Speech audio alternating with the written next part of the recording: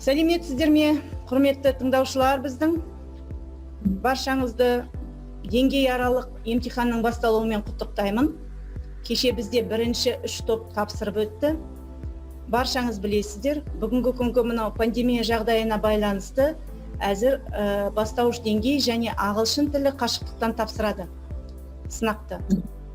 Біздің емтихан материалымыз мынау біздің сайтымыздың бетінде орналасқан. Сондықтан экранға көңіл аударыңыздар. Мынау біздің сайтымыздың сілтемесі. WhatsApp топ арқылы сіздерге оқытушыларыңыз жібереді.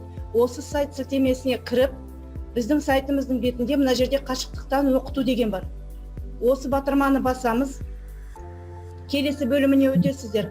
Мына жерде сіздердің оқытушыларыңыздың аты жөні, электрондық пошталары және WhatsApp нөмірлері бар.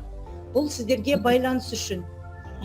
Енді төменгі жақта онлайн қорытынды емтихан деген бар. Мына жерде онлайн деңгей аралық қорытынды емтихан деген бар. Деңгей аралық емтиханды біз тапсырамыз, иә? Деңгей аралық емтиханға кірген кезде сіздердің тапсырмаларыңыз беріледі. 50 тапсырма бар. Лексика-грамматикалық бөлігі бойынша 20 сұрақ берілген, оқылым бөлігі бойынша 15 сұрақ және тыңдалым бөлігі бойынша 15 сұрақ беріледі. Ендеше баршаңызға сәттілік тілейміз. Сау болыңыздар.